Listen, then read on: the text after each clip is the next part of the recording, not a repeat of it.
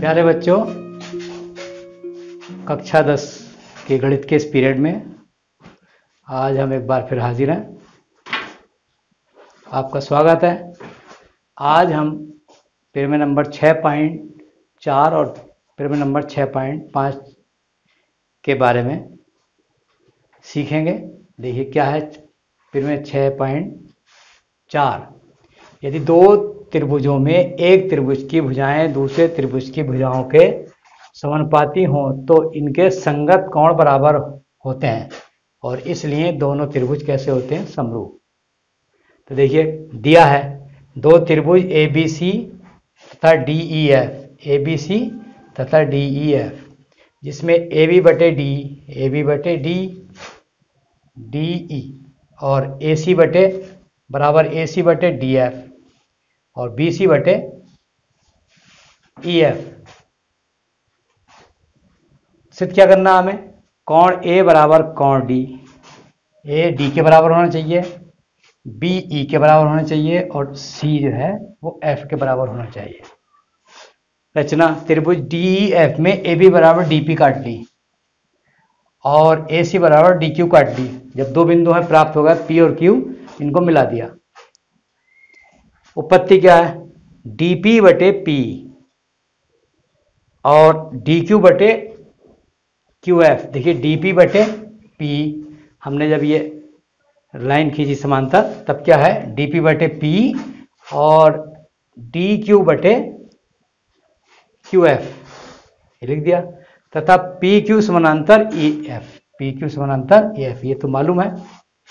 इसलिए कोण P और बराबर कोण E, कोण P जो है ये वाला और इसके बराबर हो जाएगा, तथा कोण Q बराबर कोण F। अतः DP बटे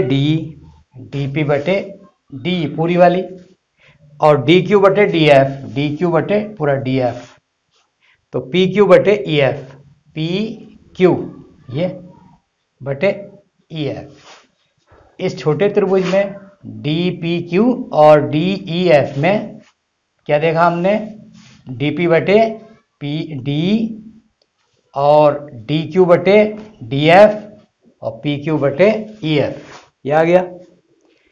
चूंकि PQ बराबर BC है, रचना से PQ को हमने BC के बराबर लिया है, क्या होगा देखिए, DP बटे DE और D बराबर DQ बटे DF और BC बटे EF।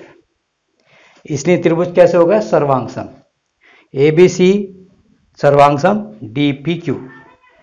अतः कोण A बराबर D, कोण B बराबर E और कोण C बराबर F। इसलिए दोनों त्रिभुज कैसे होंगे, ये समरूप भी होंगे। ये हमें सिद्ध करना था।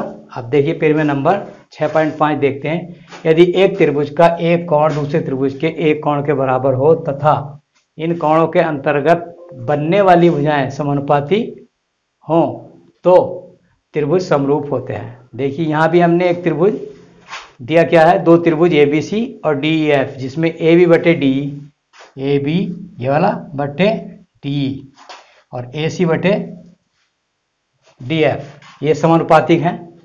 कोण A बराबर कोण D है। रचना क्या करा, DEF में AB बराबर DP और AC बराबर DQ लेकर P और Q बिंदु को मिला लिया, जैसे हमने पीछे उसमें करा था, ये कर लिया हमने। अब उत्पत्ति क्या, PQ समानांतर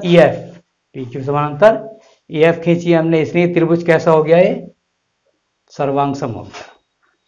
कौन कौन सा, ABC सर्वांगसम DPQ। इसलिए कोण A बराबर किसके होगा, D के, और कोण B बराबर P के और कोण C बराबर Q के हो जाएगा। इसलिए त्रिभुज कौन कौन से, ABC और DEF कैसे हो जाएंगे, समरूप हो जाएंगे। क्योंकि जब ये दो कोण ये बराबर हो गए, कोण ये इसके बराबर है, ये इसके बराबर है, तो कैसे समरूप हो जाएंगे। ये हमें सिद्ध करना था।